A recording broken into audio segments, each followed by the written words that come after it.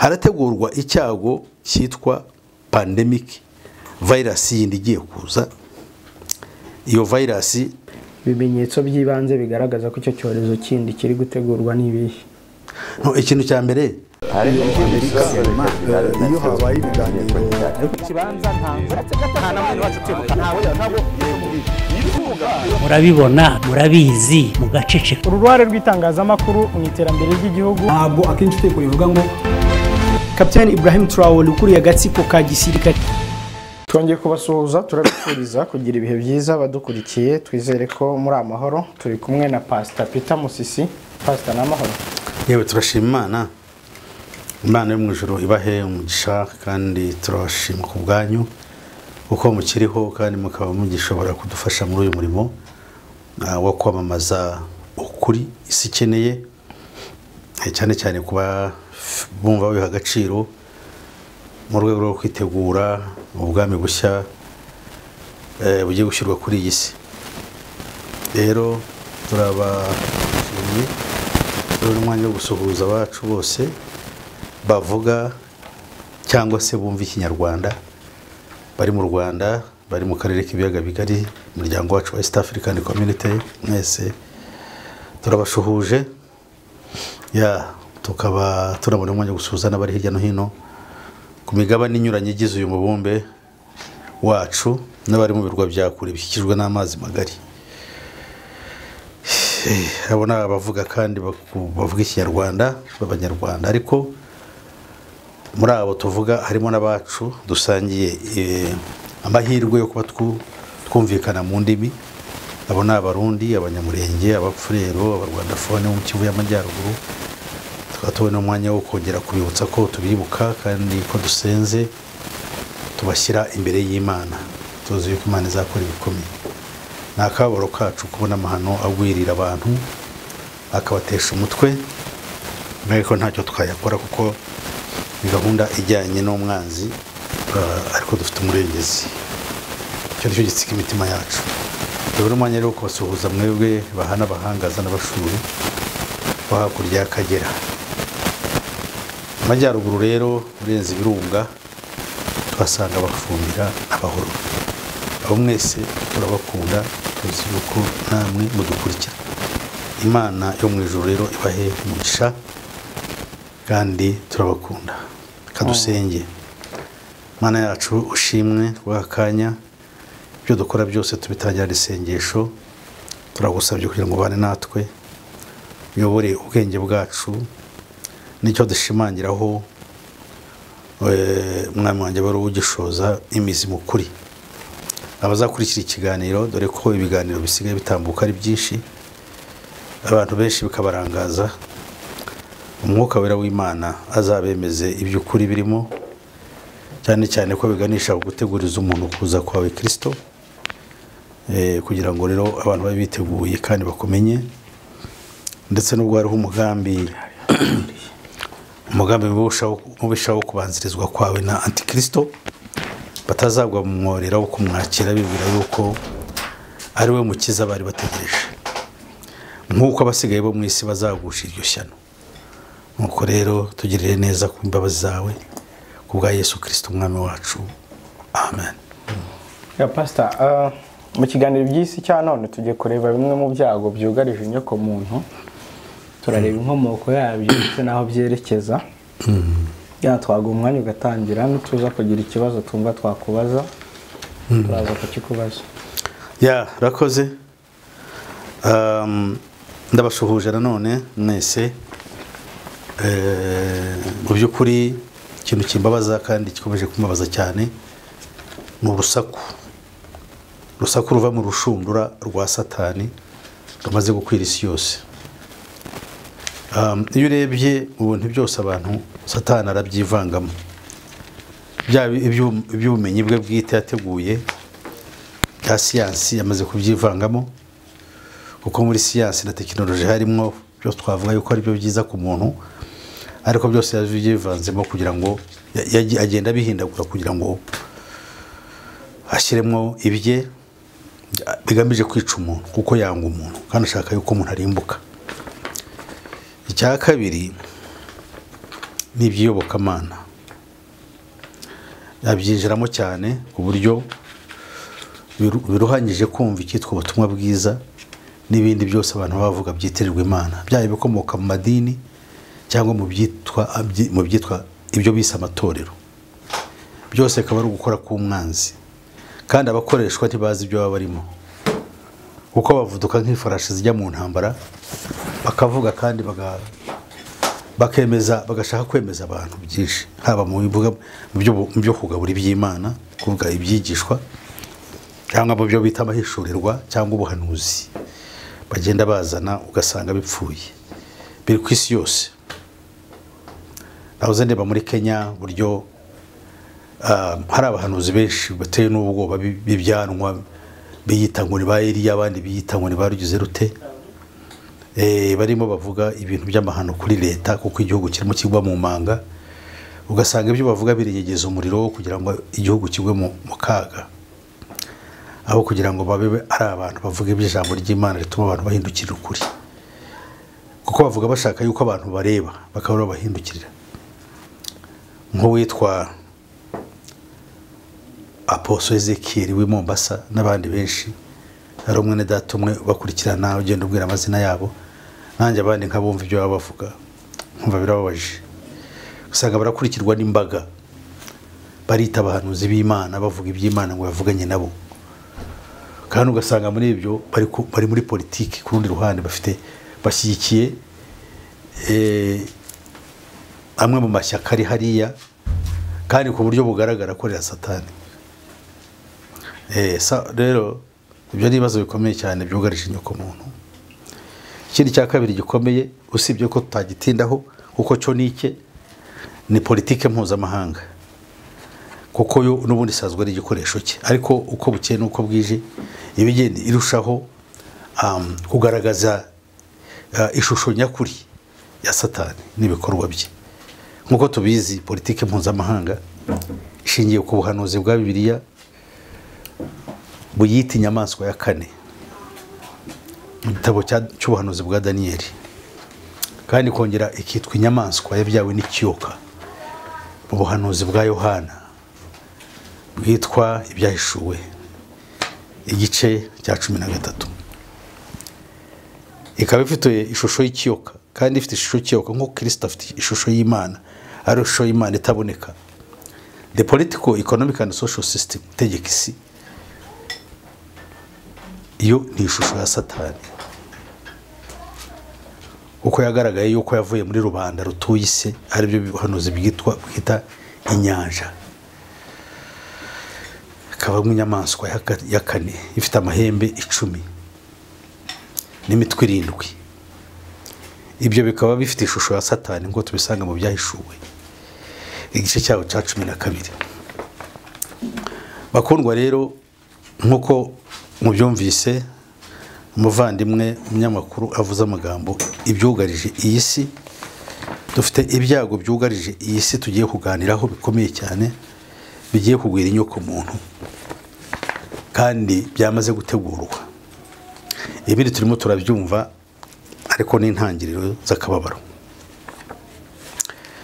Reka tubaye twifashishije inyandiko cyangwa akakegeranyo kavuga ku byerekeye gahunda iriho. Muri iyi gahunda haravuga ngo this effort, tuvuze mu ndimi mu rurimi kanditsemo tukaza kubisemura, haravuga ngo this article is an effort to alert disciples to both the dangers and opportunities of our time, the stage of the forerunner.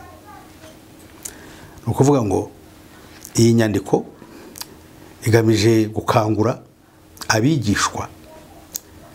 Abo bigishwa ni abande tuzabireba, ntabwo ari abigishwa ba Kristo, ngo ni abigishwa kugira ngo bakangukire ibyago ndetse n'imigisha, opportunities cyangwa amahirwe y'igihe cyacu,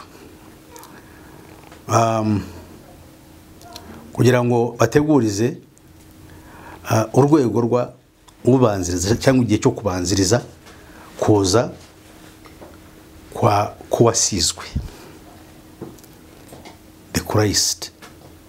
Aho wasizwe uvugwa ni antikristo, kuko itorero niryo rikwiriye kuba ribwiriza abantu ibya Kristo wabambwe, ariko ibya antikristo byo ntabwo byabwirizwa n'aba ngaba, ahubwo nabo ni uburyo bwabo bw'imikorere yabo.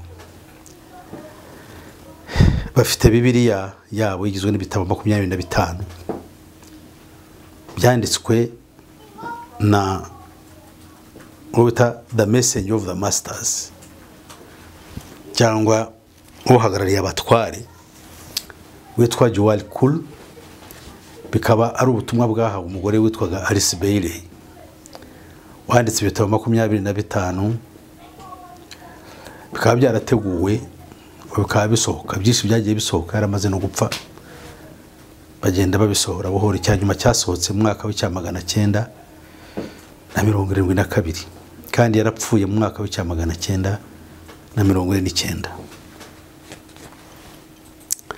Ahanga haravuga ngo the author highlights the importance attached by the Tibetan master to humanity's recognition of 3 aspects of reality before the year 2025. Ahanga haravuga ngo umwanditsi w'inyandiko ngo yashimangiye ku byo umutware w'umunyatibeti yagombaga kubwira abantu ngo bashyireho umutima. Bigomba kubaho nk'iby'ingenzi 3 bigomba kubaho, bagomba kumenya mbere y'umwaka w'2025. Uyu mwaka w'2025, 2025 mumbabarire, umwaka ukomeye cyane. Buri kinyejana muri uwo mwaka habaho ibyo bita evolutionary observation, kureba ibyakozwe, gukora visitation, tukajya kureba evaluation cyangwa evaluation cyangwa gusuzuma umugambi aho ugeze. Umwaka rero 2025 natwe ikinyejana cyacu cya 21 hazaba congress cyangwa guhura gukomeye ko kureba aho ibintu bigeze. Muri imyaka 80 inama yaherukaga muri cya 1925, ubizabaho muri 2025. Zaba igizwe nabo twita the hierarchy. Abangaba ni abakuru cyangwa abatware mu isi y'umwijima y'abatambaye umubiri, y'abatware b'iyisi. Mwibuke ko Yesu yavuze yuko iyi si ifite umutware, kandi uwo mutware ni umutware w'abisi, ariko Bibiliya ikavuga ko yaciriweho iteka.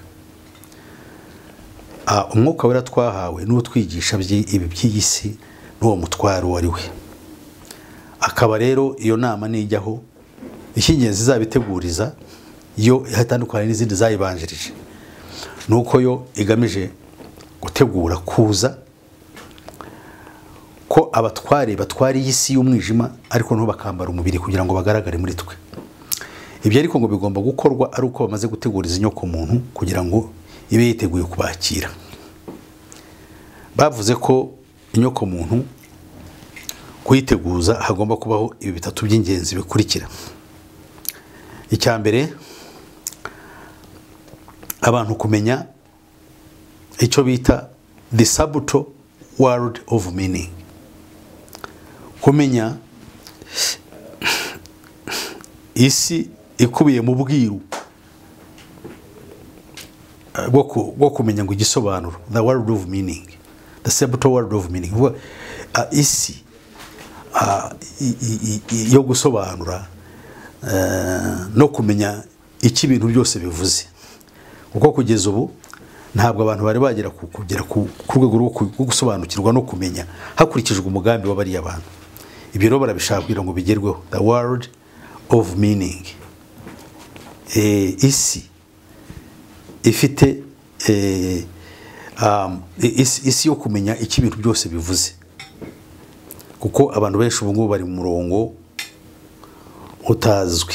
Icya kabiri abantu bagomba kumenya n'icyo bita the spiritual hierarchy, kugira ngo abantu basobanukirwe kandi bari recognize cognition, no kumenya no gusobanukirwa ibyerekeye abatware bisi y'umwuka, yuko bariho, bagomba kubyigishwa yuko bariho, kuko muri kino gihe ababizi ni bake. Abo nibo twita the world knowers, ni abantu bazi ibiriho nyakuri, twebwe abantu rubanda rw'ituye isi bandi batazi. So the world knowers ni bake, ariko barahari, bari mu nzego zikomeye, iziyobokamana n'iza politiki, nibo bazi biriho ko nibo babishyira mu bikorwa. Abo bakaba bava mu bo twita the great ones. The great ones ni abatwari muri rusange, muri politiki no mu iyobokamana, bategeka iyi si no mu zindi nzego zifite ubutware ku bantu. Abo rero bitwa the great ones, ni abakomeye bo mu isi, ni abantu bambaye umubiri, abaperezida, abanyamadini bakuru, abandi bose. Ariko abo bitwa the great ones. Ariko muri abo bakiya the great ones harimo abitwa the knowers, the world knowers, abazi ukuri. Abenshi ntabwo baba babizi, bo barakurikira gusa.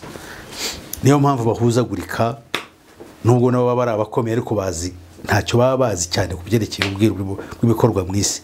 Cyakora nabo baba hari nk'abagaragu bahabwa amabwiriza, byinshi bakabikora batazi n'ibyo ari byo.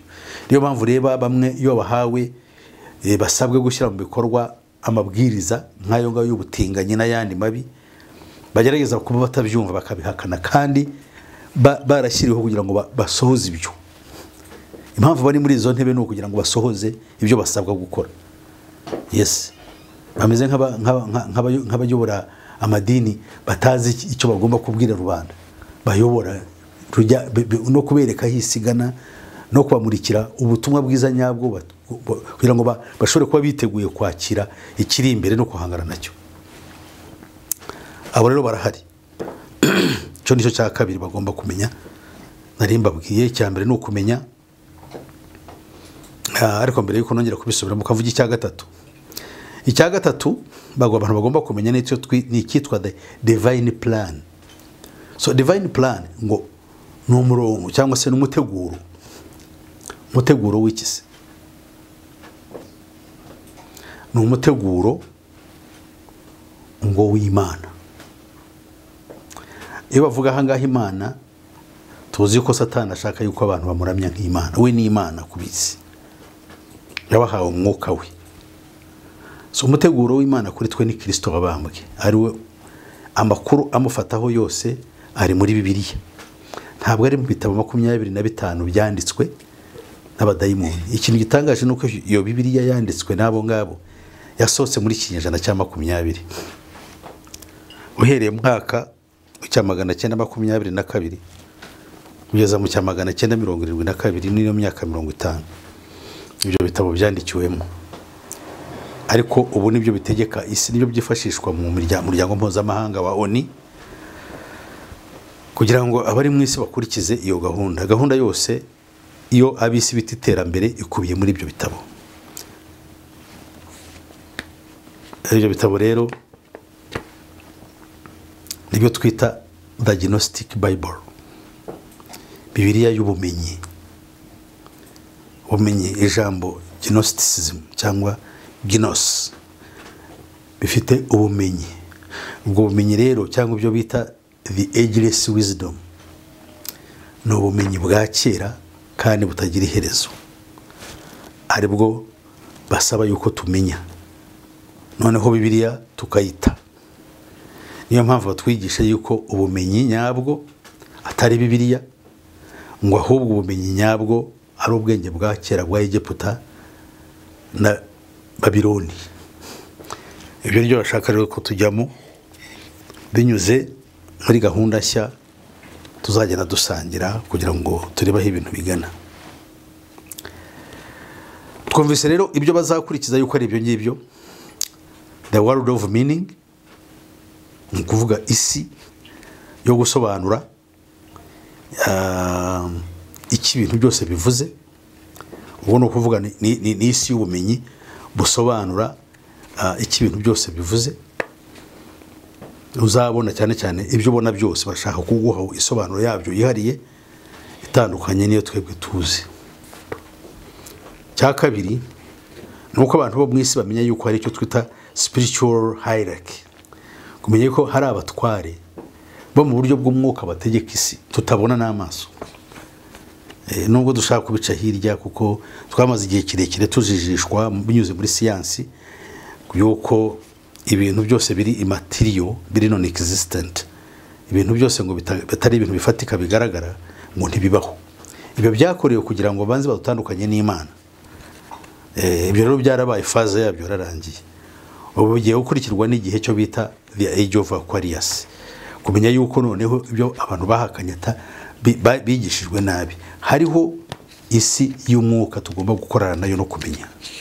Iyo si y'umwuka cyangwa isi y'imyuka byo bita shamharara, ni isi igamije kugira ngo nitumara kwifatanya nayo tumenye ngo kumbe noneho turamenye yuko ibyo mwuka bihari, nubwo twari muri siyansi ibyo twize kera twabihakanaga, ariko noneho birahari. Ariko ubwo bihari bitandukanye n'ibyo muri Bibiliya, kuko Bibiliya ntabwo ari igitabo cy'ukuri, ahubwo ni igitabo cyanditswe n'ubwenge, ahubwo tugomba kugenzura tukareba ibirimo, kuko bemera yuko Yesu w'i Nazareti yari umwe ngo muri bo, kugira ngo abantu batasobanukirwa neza ibyo ari byo. Noneho bo bakabyuzuza bavuga yuko noneho iyo si y'umwuka, kuko bemera yuko ngo abantu batubanjirije, iyo tuvuze Kristo ntabwo bavuga yuko Kristo w'i Nazareti ari we wenyine Kristo, ahubwo bavuga yuko Buddha, Muhammad, Confucius, Musa bose ngo bari ba Kristo. Urero ukaba hategerejwe Kristo wundi ukomeye uzaza ku isi kugira ngo aze atabare isi mu byago byigezemo, nkuko n'abariya bazaga bakaza ngo mu gihe cyabo we azabaje nawe kuza gutabara. Ibi bintu ni ibintu ugomba gutekereza ukibaza, ese ni ukubera iki?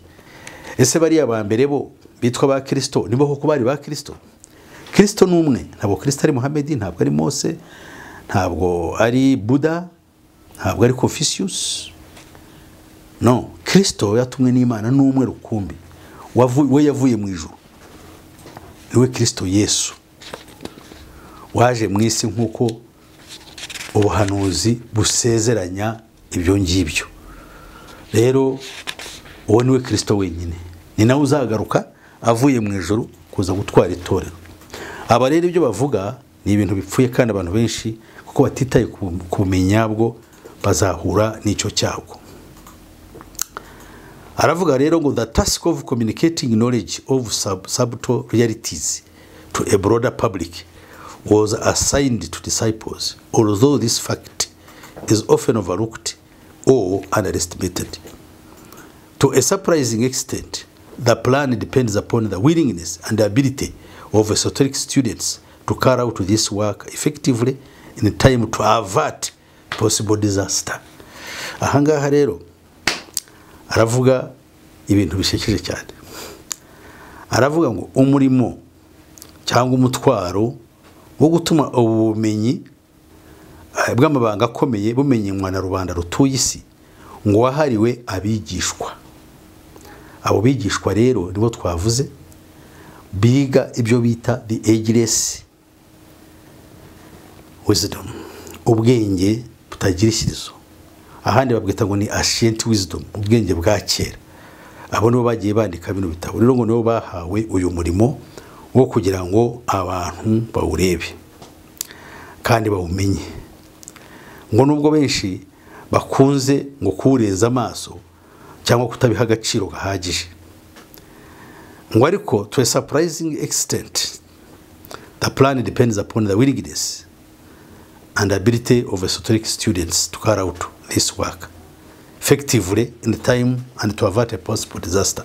Kuvuga ngo ariko mu gitangaza mu buryo butangaje ngo iyi gahunda kugira ngo igende neza bizaturukana none ku bushake bw'abanyeshuri ngo biga ubu bumenyi bwabo kugira ngo basoze uyu murimo bawushyire mu bikorwa mu buryo bwihuse kugira ngo bashobore kurengera isi kugira ngo itagwa mu manga.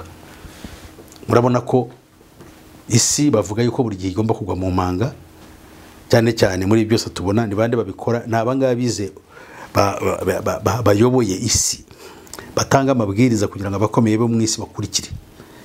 Haba twigira umurongo ngo isi igiye kuranirana, abantu bagiye kuba benshi, ibyo kurya byo barya birabuze, guhindagurika kw'ikirere kugiye gutuma abantu bagira ibyago, abantu bagiye kugusha ishyano, indwara zigiye kuza, bakavuga ibintu bigiye kubaho, ikibuye kigiye kuva mu ijuru gikubita isi, baba burya bavuga ibintu byinshi bikangaranya abantu, kandi bo bakabivuga icyo baba bashaka no kwerekana yuko hatagize igikorwa isi itazagira amahoro, ugiye kugwa mu manga. Kandi ibyo bintu bavuga bikaba bitegurwa none nabo cyangwa se na bagenzi babo bashinzwe uwo murimo muri wa mugambi karundura wo kurimbura isi. Nibo batubwira ngo hagiye kuba indwara z'ibyorezo. Ese ziturutse ese bazibwiwe n'iki? So kugira ngo rero izo ndwara zitica abantu bagomba gutanga amanama, badukorera inkingo, badushakira ibyo kurya bipfuye ngo bateguye. Abantu ni benshi ku isi, ubutaka ntibuhari buhagije bwo kubagaburira, tugomba gushaka uburyo bwo gukora ibyo kurya cyangwa gukora ibimera byihuta cyangwa ibiremwa bindi by'abarya byihuta, tukabimodifia, cyo bita genetically modified crops cyangwa foods. Ibyo turya, inkoko z'amezi 2 z'icyumweru by'umweru birukayirya, kandi hakaba harimo uburyo bayiteguye, harimo ibyo bita calories nyinshi. Zo za calories zikaba zagutesha mu byibuho ukabije, kuko nibyo bimwe mu byago tugiye kureba. Ese gushije ishyano turimo turabona mu by'isi nkuko mukundwa bivuze mu kanya. Tugiye kurebera hamwe rero bimwe mu byago byugarije inyoko muntu. Icyambere, harategurwa icyago cyitwa pandemic virus yindi igiye kuza. Iyo virus ikaba yaraturutse mu cyo bita gain function research. Actually ikaba izitwa 85N1 virus. Iyo mukanya ndayivugaho. Icyakabiri tugiye kuvugaho ni inzara itigeze kubaho kuva isi yaremwa, irimo izana imyigaragambyo mu bihugu binyuranye mu kanya. Icyagatatu tugiye kuvugaho ni umubyibuho ukabije ugiye kuzana indwara yo bita cyangwa uwo mubyibuho witwa obesity. Uzana uturuka ku mirire, mukanya turatubivuga. Reka tutangirane rero n'iyi pandemic virus karahabutaka. Pandemic tuvuze yuko yitwa 85N1 izaturuka cyangwa yashyizwe ahagaragara mu ibanga nabo bita gain function research. Iyi ndwara rero iteye ubwoba. So gain function research ni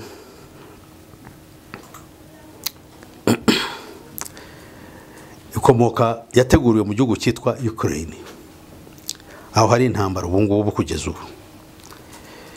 Imyigaragambyo iri mu Bufaransa n'intambara zitamayiro birimo bikorwa biri muri Israel muri kino gihe cyangwa mu burasirazuba bwo hagati, n'ibiri n'imyigaragambyo iri hirya no hino nko mu Budage no mu Buholandi, kubera ibibazo bigiye bivuka ku isi.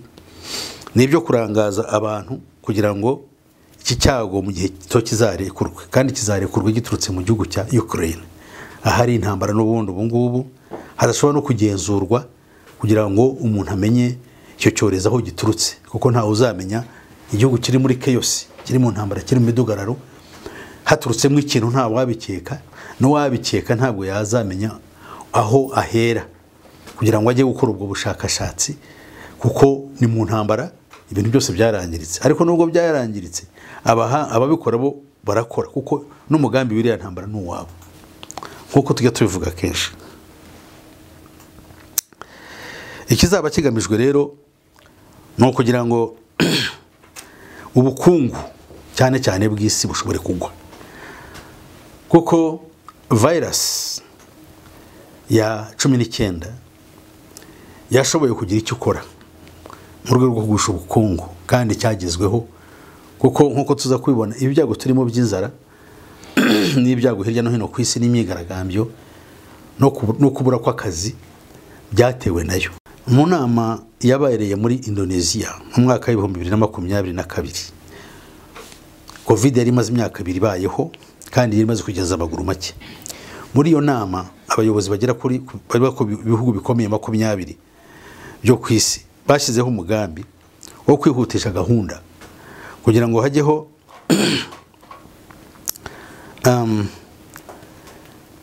hajyeho gahunda yo kushyiraho icyo cyorezo, kugira ngo icyo cyorezo nikimara kuza bizabe intandaro yo gushyiraho ibyo bita vaccine passports. No kuvuga ngo hagomba kubaho passport abantu bagomba kuzaba bafite zijyanye no gukingirwa, they have been vaccinated. Utari vaccine ntashobora kugenda. No kuvuga yuko kizaba ari ikibazo gikomeye, bazajya vaccinate, ubwo ntabwo tuzi icyo izo vaccination zaba zifite. Niyo mpamvu ubu ngubu nubwo ureba mu bihugu byinshi hariho gahunda yihutirwa yo kubaka ngo inganda zo gukora inkingo. Ese izo nkingo ni iziki kuko nta kibazo cyo dufite? Ariko ku kibazo bazishyira hose, bashyira izo nganda bazitegurira siki, nuko bazi yuko hariho ikirimo gikorwa kandi gishobora kubishyana. Iyi ndwara izaza twababwiye yitwa 85N1, iri mu rwego rw'indwara zitwa bird flu, ibicurane by'inyoni. Rero dukurikije iyi raporo yashyizwe ahagaragara n'umuryango witwa TLS Organization, turasabwa tukibona ibyo kwirinda kwegera inyoni, ibintu byose biri mu bwoko bw'inyoni, cyane cyane ibyo bita domestic fowls. Domestic fowls ni kategori y'amatungo y'ibiguruka tuba dutunze nk'inkoko, imbata n'ibindi byose tuba dutunga. Ariko baratugira inama yuko icyo tuzahunga kuruta ibindi no kutegera ni cyitwa dendo. Dendo murazizi,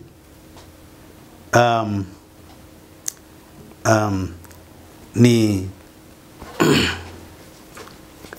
ikinyoni kinini cyane abantu bamwe barya, mu cyongereza bita tax cyangwa tack. Kiba ari ikinyoni kinini cyane, abantu benshi mu ndimi zimwe bakita ngo ni sekoko, abandi bakabyita inono. So ibyo ngibyo nibyo tugomba cyo tujye tugitinya cyane. Ariko ubwo ni ukuvuga ngo n'inkoko zisanzwe n'imbata n'inuma zitungwa n'abantu, ibyo byose tugomba kubyigizayo, kuko iyo ndwara ntizakomoka kandi izabiteye ubwoba. Izakwira vuba mu bantu uko abantu bose batunze amatungo ajyanye n'inyoni cyangwa n'inkoko. Ibiri muri kategori y'inkoko abantu bazaba zitunze, ziraduha amagi, ziraduha inyama, ni nazo cyane cyane ubu zigezweho mu isi yose kuko nizo zoroheje. Amatungo menshi nk'inka n'ibindi bikomeye biragenda bibura naho bikwirwa n'abantu batakibifite. Bizagenda zishira no muri kano karere kacu, bwa inka zirarwanywa, ziribwa, byose biri muri wa mugambi wo gutindihaza no kugira ngo abantu bazabure ibyo barya.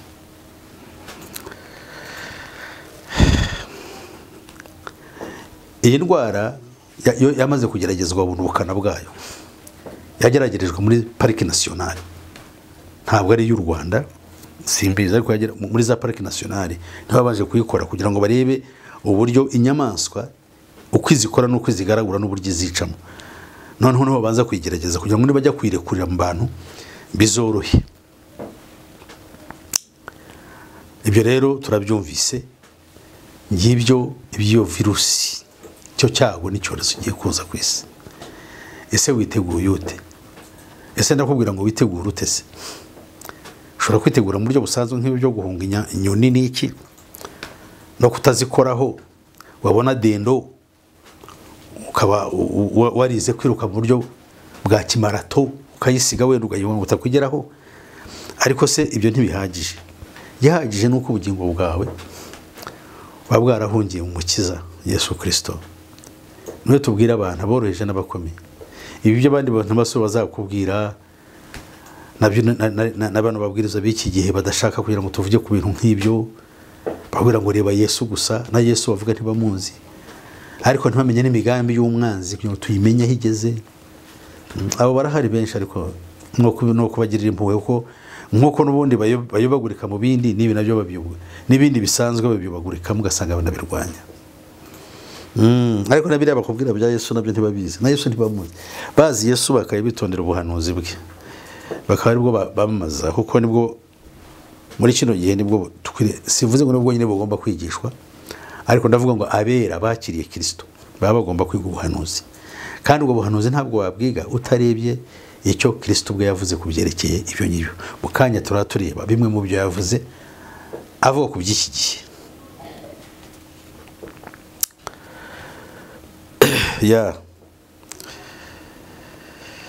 ngo it is a weapon of mass destruction ni intwaro yo kurimbura inyoko muntu kurimbura kwica benshi batuye isi bakundwa rero iyi si muriho nukwiriye kwifata ukundi tuyifate nk'uko Yesu ayifata ese buriya Yesu ayifasha ate bigeze kumufata bamaze kubona yuko babwiye amagambo akomeye barabona ntabwo ujya kutuva mu nzara reka tukwimuke ubumwami ahera ko ngo baca mu myanya y'intoki aragenda bokeye baramuhinduka bamuhindutse bamutwara kwa Pilato aramubwira ati ko kuri umwami nkuko nuva bakuvuga aravuga ati ye nibyo kuko nabyo navukiye ariko icyitonderwa ntabwo ndi umwami wo muri iyi si byo rero mukundwa ubitekerezeho umenye icyo ushatse kuvuga Yesu Kristo ntabwo ari umwami w'iyi si natwe abamukurikira ntabwo tura ab'iyi si ahubwo turi abantu cyangwa turi abana b'Imana Imana yo mu ijuru ndagushimye cyane niba koko ibintu nawe bibona utyo Imana yo mu ijuru guhumugisha kandi iryo ari kibi cyawe ari cyo bitekerezo cyawe mutwe wawe cyahuke reka turebe irindi shyano ni ikintu cyitwa inzara irimo gutegurwa ibihugu nka Somalia bimaze imyaka 5 bitabona imvura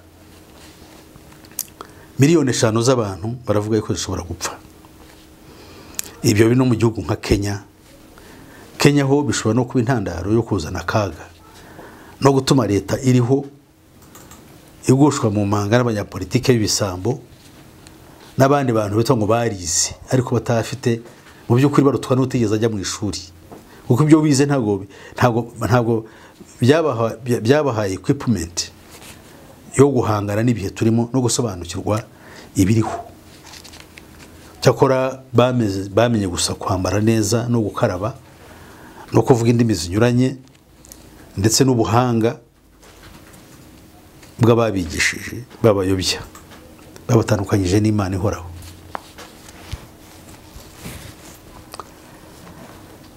ibihugu nka Sudan Tunisia na Morocco ibihugu biri mu majyaruguru ya Afrika kandi by'abayisilamu byo ubu imyigaragambyo iratangiye aho abantu babaza leta ko barashaka umugati iyo abantu bigaragambije babwira leta nkaho ari Imana kiba ari ikibazo gikomeye kandi leta nta kiri bukore ngo ihindure ibintu ibyo byari byarateguwe mu murongo wa Illuminati of course wo gushyiraho iriya virus ya 19 cyangwa virus 19 cyangwa virus 19 ibyo rero ni ibintu biteye ubwoba birimo biriyongeranya kandi imvura iragenda ibura hirya no hino turashima Imana mu Rwanda no mu karere k'ibiyaga bigari usibye Kenya ahandi mu biyaga bigari twasaga nk'aho Imana yaduhaye imvura, ariko ntabwo tuzi iyo bigana, kuko Bibiliya iravuga ngo Uwiteka Imana niwe uburizamo imigambi y'icakura, ariko Imana nayo iratureba ikababara, irashaka yuko duhindukirira umugambi wayo kugira ngo twifatanye nayo n'uyu mugambi. Disciples cyangwa abigishwa ba Yesu Kristo nicyo twahamagariye gukora, guhindura abari mu isi ngo babigishwa. Twumvise yuko ahangaha abigishwa ba systeme ya antikristo nibo bahawe umurimo wo kwamamaza no kwerekana no gushyira mu bikorwa ibyo uyu mugambi mubisha umeze. Tubisomye mu kanya hariya. The disciples nibo bagomba gukora ibyo ngibyo. The disciples of who? Abigishwa bandi na abigishwa ba antikristo biga siki, biga icyo bita the ageless wisdom, ubwenge butagira ishyikizo bwa kera budashobora budafite aho buva naho bugarukira. Ubuhe bwenge se? N'ubwenge bwitwa gnosticism, ubwenge bukomoka mu bitekerezo bya kera bya Satani, ubwenge bwifashishijwe mu kubaka umunara wa Babeli, aribwo bwenge bwifashishijwe kubaka za piramide. Kugeza ubu nta bwenge buriho ushobora kumenyekanisha origin cyangwa inkomoko y'ubukuntu n'ubwenge bwifashishijwe mu kubaka za piramide zo muri Egiputa. Ubwo n'ubwenge ni tekinoloji y'icyo gihe, ariko kandi ni ibihe byose, kuko abakoze ibyo nibo bakora nibyo tubona n'amaso tugatangara bya none. Ibyo rero bikaba ari akaga gakomeye. Tumaze kumva rero ibyo, ni ukuvuga ngo ibyo numvise biragaragaza ko n'imyigaragambyo iri mu Bufaransa, mu Budage no muri Holland, cyane cyane mu Bufaransa aho bapfa ibintu ngo by'imyaka, ngo ko bongeje imyaka 2, byose byakozwe kugira ngo isi abari mu isi barangare. Ndetse n'iriya ntambara uwo yavutse hagati y'Abapalestina na Isirayeli nabo ni muri urwo rwego, ushobora kuza gukaza umurego noneho abantu bakarangara, twese tukaba muri bino cya cyorezo nacyo kikazaduka turangariye muri ibyo, noneho isi koramira mu bintu bikomeye. Mu Burayi ahantu henshi abantu bugarishwe n'ikibazo cy'ubukene, abantu benshi barava mu bihugu bikennye n'ibyagushije ibyago biruka nk'abajya mu Burayi, kandi mu by'ukuri nta kintu bashobora kubaha cyahita kibatunga cyangwa kibafashe, kuko mu Burayi ntabwo bifuza abantu bose kuza muri buriya buryo. Banakiriye n'abantu kuko ibyo barabikora, kuko bafite icyo bita population decrease, abantu kugenda bapfa bakabura basimbura mirimo, cyane cyane ko batakibyara. Ariko nkuko nabiganira na mushiki wanjye ejo utuyeyo, ikibazo gihari cyane gikomeye bo bafite, ikibazo gikomeye cyane bafite bo, nubwo bakeneye abantu, imirimo yabo myinshi ubu ngubu iragenda yegurirwa amarobo. Abantu bo bakeneye ntabwo ari abantu bo kuza gusa kubingwiza murongo, kuko ntabwo bafite aho muzahinga, cyakora bafite akazi kabo katuruka mu nganda no muri services. Mu gihe rero services ni ukuvuga imirimo ifasha abantu nk'amahoteli, imirimo ya service niko mu Kinyarwanda tubyita, byo batanga service, twabise yo ni ijambo twifashishije, ariko siko abaturage twese turimenya. So service ni imirimo yo gufasha abantu. Mu Giswahili babyita huduma. Yes, imirimo yo gufasha abantu harimo iby'ubuhoteli, iby'ubukerarugendo, byo gufasha abantu mu kubaha ibyo bakeneye, ibintu bya transport, ibintu by'iki byose. So rero ibyo ngibyo kenshi hari ibyo bizajya bikorwa n'ayo marobo. Bityo rero abantu ntabwo ari ngombwa kuba hariya, ntabwo bagenda, ariko abo bashaka kujyayo bashaka kuzakoresha mu bintu bimwe na bimwe nk'igisirikare, nk'igipolisi, cyangwa n'indi mirimo y'amarobo atazabakora ku buryo bworoshye. So rero ariko mu nganda byo birumvikana amarobo yazabakora, ariko bakeneye n'abantu bazajya bashyiramo bahuza na ya marobo kugira ngo bakorane nayo. amarobo wibuke ko ari computers biba bikeneye rero operators n'abandi bantu babifasha gipfuye cyangwa kigize ikibazo hakabaho umuntu ugikurikirana gupfa kwacyo nko kwangirika nkuko mashini yose yakwangirika igasaba wowe kuyireba cyangwa kandi ukabukurikiranira hafi ibyo ukora mu gihe ukorana nayo. Ibyo rero ni ikibazo gikomeye cyane. Mu gihe rero twugarijwe n'ibyo byago tureba dufite icyago gikomeye cyane yuko ku isi yose cyane cyane muri Afrika uko cyane cyane muri Afrika impamvu harwanwa cyane nuko hariho kwiyongera kw'abantu kuruta ahandi. So rero kandi gusenya Afrika biroroha kuko Afrika ntabwo ariyo mainstream y'ubukungu bw'isi. Ubukungu bw'isi buri muri biriya bihugu bifite inganda. Twebwe muri Afrika cyane cyane havayo raw materials, ibintu byo dukoresha cyangwa ibintu byayo bicukurwa mu butaka cyangwa ibihingwa bo bakora bakavanamwo bya bindi bivuka mu nganda. Icyo gihe rero ntabwo bikomeye cyane kuko ubundi mu gihe ubutaka buhari naho biri hahari kugenda akabicukura biroroshye cyane cyane ko bashobora bafite uburyo bwo gushyiraho igisirikare gifite n'intwaro kigahagarikira abacukuzi bakabyitwarira iwabo cyangwa se aho babihinga bakabagira uburyo uko bareka abahinzi bahinga ibyo ngibyo nk'abahinga za kakao koko cyangwa kokoa cyangwa kakao n'ikawa n'ibintu nk'amapamba n'ibindi bintu bashobora kuba bakenera. Ibyo byo kwibona biroroshye. None bagiye kwiyongeraho no guhinga urumogi. Ibyo byose uburyo bwo kubisitwaringa naho bihingwa bazabikora, ariko abandi basigaye bashaka gukora ibindi bintu by'iterambere byabafasha cyane cyane bijyanye no gufasha twebwe cyane cyane nk'ubuhinzi n'ubworozi bujyanye n'ibyo twe dukeneye tari byo gutwara hirya no hino muri za nyungu za abandi bategeka babatware naho bicaye kugira ngo habe hari agahenge kugira ngo imishinga yabo ishobore gukorwa. Aho ngaho hazagibwa muri shyano. Niyo mpamvu aho muri Afrika abashaka gukora imishinga nk'ubworozi bwiza bwatunga abanyafrika cyangwa ubuhinzi bazajya bahura n'ibibazo bikomeye cyane. So rero kandi ibyo bibazo abanyafrika bacu bembora muco nibo bazifashishwa kugira ngo utazagira uwo twitwaraho umwikomo.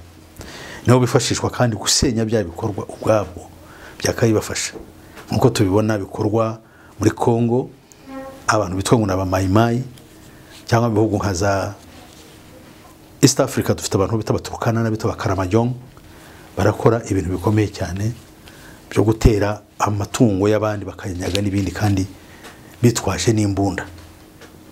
Ibyo bikaba ari ibibazo bigiye bikwirakwira nkuko muri za Nigeria dufite abantu bitwa abafulani baborozi kandi b'abayisilamu bahora bagenda n'amatungo. Ntabwo bari muri Nigeria honyine, bari mu gace kose ka Sahel, the Sahel region. Nigeria, Mali,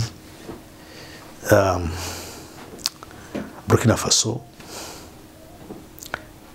ibice bimwe bya Chad na Cameroon, kugenda ukagera muri Mauritania ndetse no muri za Guinea. Biriya bihugu byegereye icyo bita the Gulf of Guinea naho haraho bari, ariko birazana intambara nyinshi bishingiye ngo kuri occupation aborozi ngo n'abahinzi, ariko hakabamo n'icyago cy'idini. Bamwe ni abayisilamu bari ngo n'abakristo, ibintu bimeze bityo, ariko biratuma abantu benshi bapfa kandi kubikontrola ntabwo bishoboka. Za leta ziranirwa kubikurikirana ko n'abaturage ubwabo bahinduka inyamaswa. Ubundi abaturage baba bakwiriye kuba batuje, leta ikabona uko ibarinda if that government really exists. Aho inari nayo leta inahari yashobora ikikora ikaba ariyo yashobora kubarengera ikarwana abanzi nyabo, kandi abanzi nyabo sibo sabaturuka imbere muri bo, n'abaturuka hanze baje kubahunganyiriza umutekano. That's why the army is there. Niyo mpamvu na polisi bahari cyangwa igisirikare.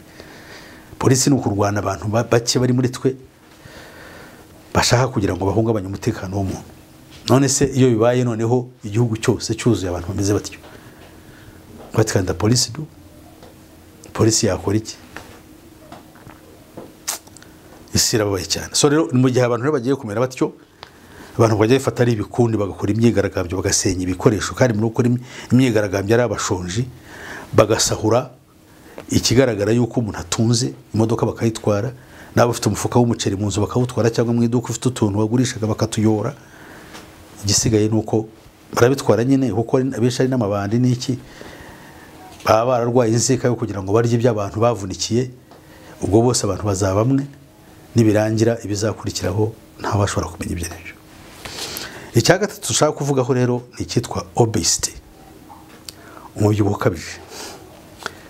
Imibare ihari iragaragaza ko umwaka w'ibihumbi 2035 abantu bagera kuri hagati ya miliyari 4.5 na miliyari 5 bazaba bugarijwe n'icyago cyitwa umubyibuho ukabije.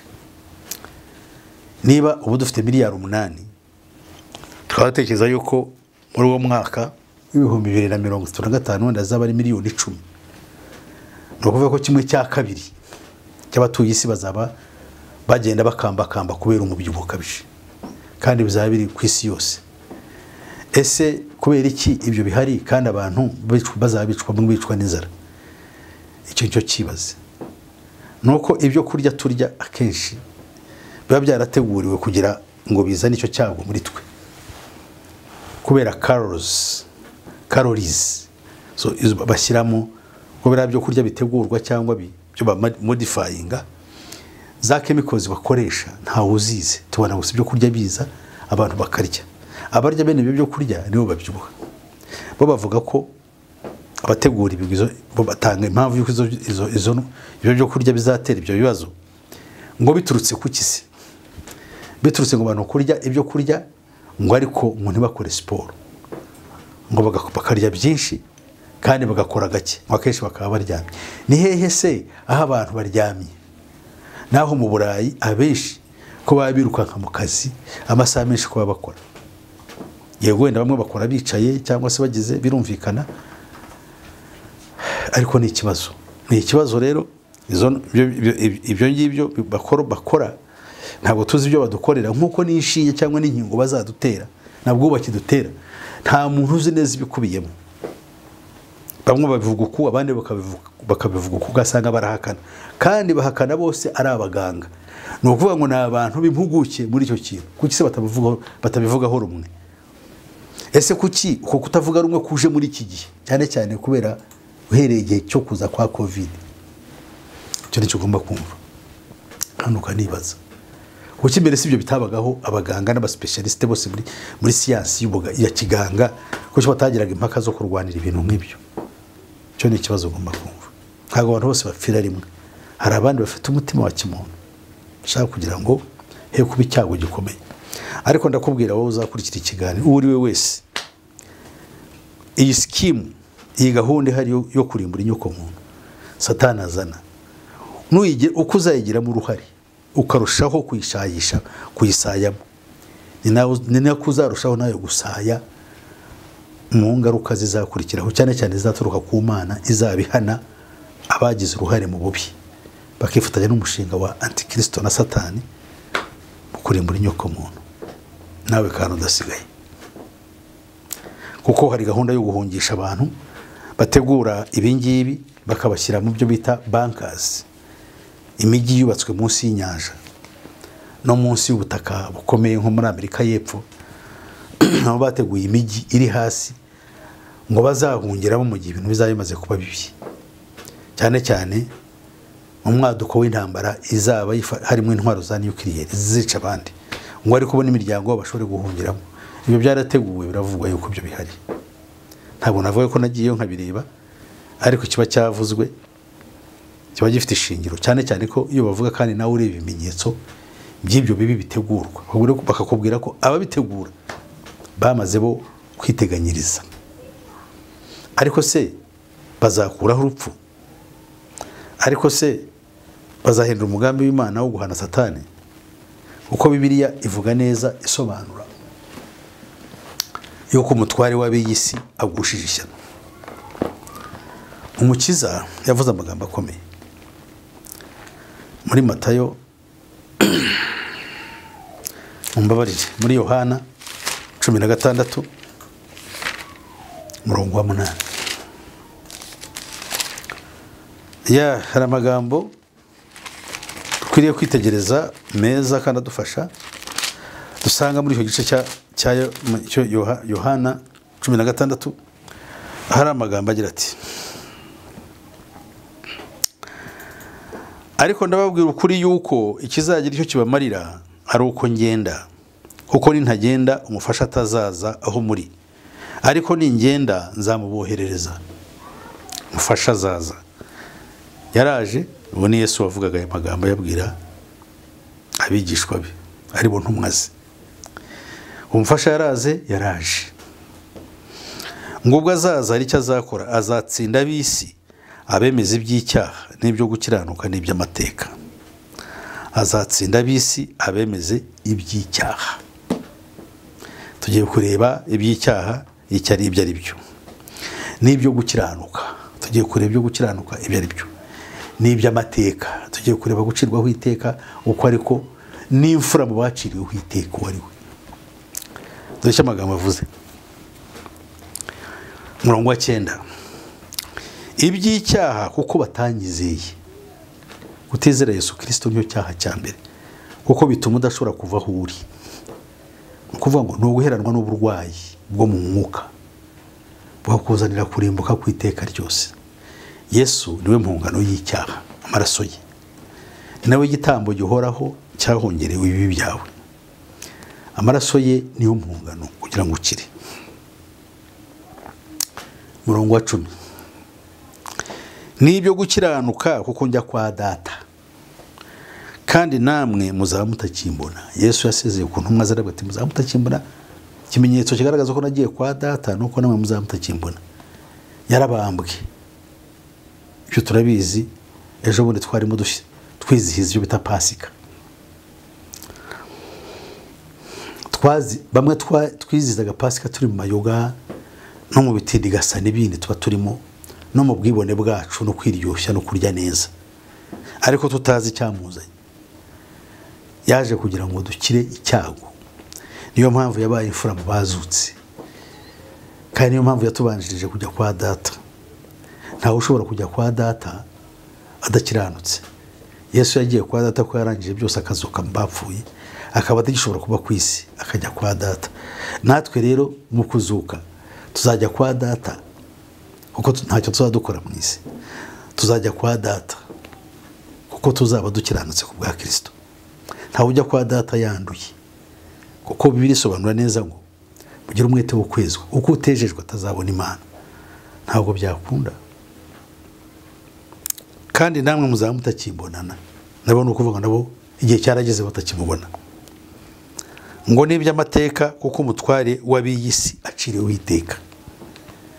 Iteka rya mbere rizacibwa, Imana izacira abari mu isi, ni ugutandukana nayo by'iteka ryose. N'urwo rupfu rwa kabiri. Urwo rupfu rwa kabiri Satani yamaze kurupfa, yamaze guca, yitwa umwami w'ab'isi. Kuki se yitwa umwami w'ab'isi? Nuko ab'isi bamukorera. Imidugararo n'ibyago dufite mu isi ni iby'ab'isi bakora, kuko bakora n'abadayimoni, bagakora na Satani mu gushyira mu bikorwa umugambi wa Sekibi wo kurimbura inyoko muntu. Mwaye kwishinga Satani we yamazake, yaciriweho iteka, kandi ni umwami w'ab'isi. Ntabwo ari umwami wanjye, no we ni umwami wawe. Se wowe ipakurura ingoma ye n'ingoyi ye binyuze mu kuhindukira Yesu Kristo. Wowe uzi ko Kristo ari we mwami wawe, thumbs up. Imana iguhe umugisha, wishime, unezerwe, umenye kandi usobanukirwe neza ahisigana. Wishime kuko ufite ibyiringiro bishingiye ku kuri. Ariko wowe utari wamenya Yesu Kristo, utanibyitaye ku byo tuvuga ndetse n'ibindi byose, ubwenge bwawe bushingirije ku bindi, byose bigiye gucika amazi. Dore ikintu kimwe gishekeje. Imyaka y'ikinyejana cya 20 yari ishingiye ku kwigisha abantu mu buryo buri scientifically living and scientifically believing. Kuvuga ngo ibintu biri material ntacyo biri immaterial ntibibaho. Nukuvuga iki se? Nuko ibintu bidafite umubiri ntabwo dukwiriye kubyitaho cyane. Twite ku by'uyu mubiri bidufashe. After all nupfa hari n'abemeraga ko n'ijuru ritabaho, cyangwa se n'abari narabibiri nabaho iby'amadini yabigishaga bakumva yuko bihagije. Uri umuyoboke w'idini runaka ryurika kubwira ngo uzajya mu ijuru, ariko wowe umwuka akwereka iki? Wajya ute mu ijuru kandi wandu? None rero ikintu kigiye gukurikiraho nuko the reality muri bya bindi bitatu natangiranye mbabwira kimwe no kwerekana ko hari abatware bo batwara isi ariko mu buryo bw'umwuka bagomba kugaragarira isi kandi barashaka yuko abantu batangira kumenya yuko noneho ibyo babwiwe biriya atari byo abantu bakwiriye guhindukirira beliefs zemerera mu byo twita spiritualism ibintu by'umwuka by'imyuka yuko hariho imyuka y'abatambaye umubiri kandi yuko abo batambaye umubiri cyangwa isi imyuka niyo igizwe n'abafite n'ubutware ese kizaba ari igitangaza kuri wowe kumva yuko hari abandi hari system itegeka isi ifite ubutware kuri isi yacu ariko igizwe n'abantu bari icyo bita spiritual beings abambaye umubiri butabona ushobora kugaragara aribo bashaka kugaragara mu minsi iri imbere ibyo twita the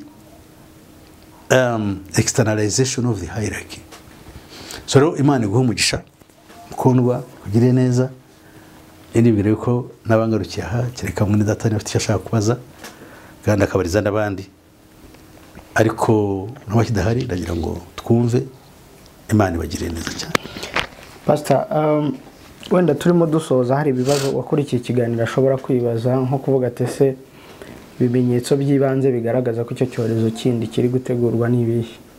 No, ikintu cya mbere nuko ari ibanga ryamenwe yuko icyo cyorezo kiri hafi ndetse kikaba cyaratangiriye mu nama yabaye mu kwezi kwa 11 ku mwaka w'ibihumbi 2022 hicaye abayobozi b'ibihugu 20 bikomeye mu gihugu cyitwa Indonesia bavuga yuko bagomba kugira ikindi kintu cyatuma passport zitwa vaccine passports kugira ngo zizakorwe ndetse iki cyegeranyo cyangwa iri banga twe twamenye nuko iyo gahunda yateguriwe mu gihugu cya Ukraine kirembwe intambara kugira ngo bizajijisha abantu kumenya aho icyo kintu giturutse kuko nta muntu expectinga yuko muri Ukraine washobora kuba hari ikintu cy'ubwenge gitegurirwayo cyabe kibi cyangwa cyiza kuko abantu bose ibintu byose biri muri chaos.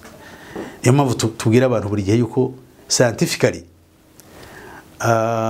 bari abantu bose bitwa abarusiya abanyamerika n'iki byose burya baba bari kumwe n'izi ntambara baba baziziranyeho.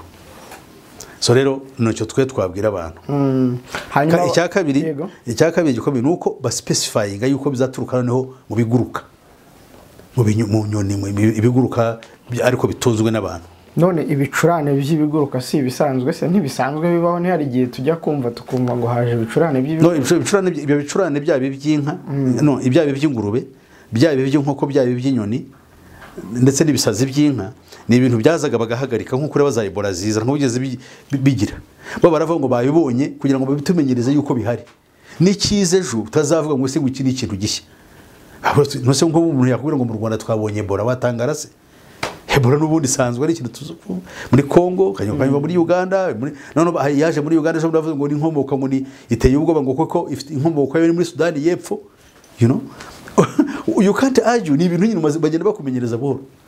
Yes. Hanyuma ibijyanye no kubaka inganda z'inkingo kuki byahita bihuzwa n'icyo cyorezo?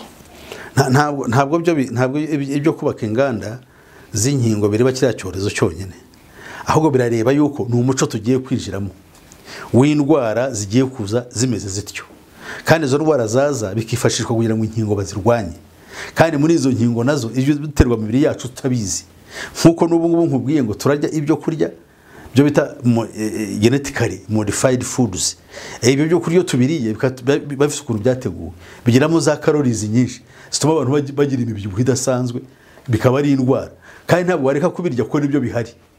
So the same ibintu byose barabitumenyereza muri ubwo buryo ibyo kurya bikaba birimo bitwica ubutaka bwacu ubu ngubu nk'abahinzi twe turabizi yuko mu buhinzi ntabwo ushobora guhinga ubutaka mukoresha imbuto twari dusaba abanyarwanda bakoraga.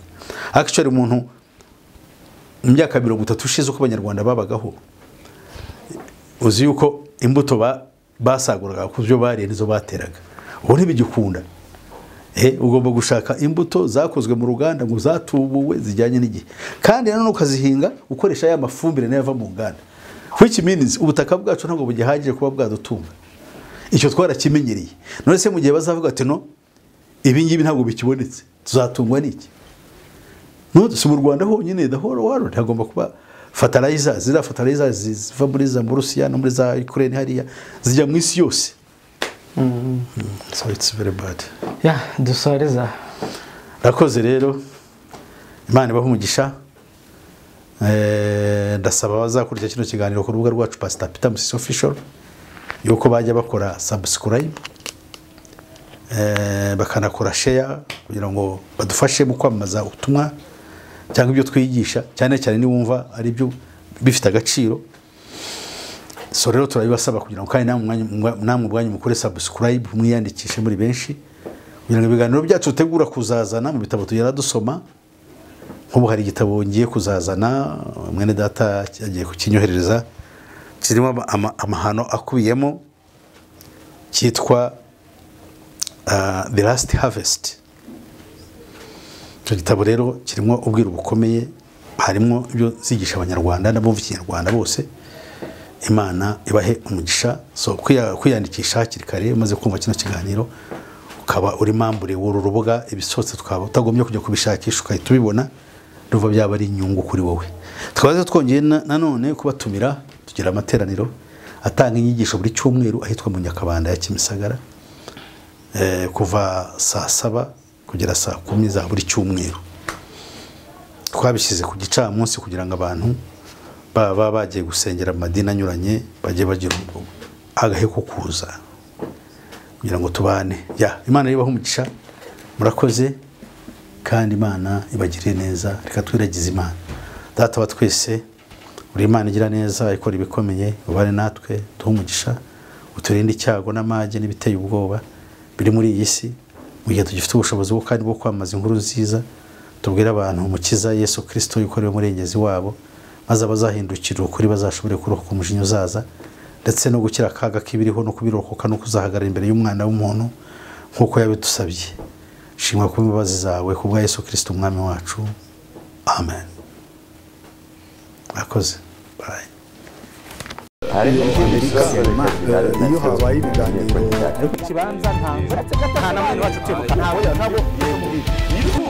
murabibona murabizi mugaceceka. uruhare rw'itangazamakuru mu iterambere ry'igihugu ntabwo akenshi iteko rivuga ngo Kapiteni Ibrahim Traore ukuriye agatsiko ka gisirikare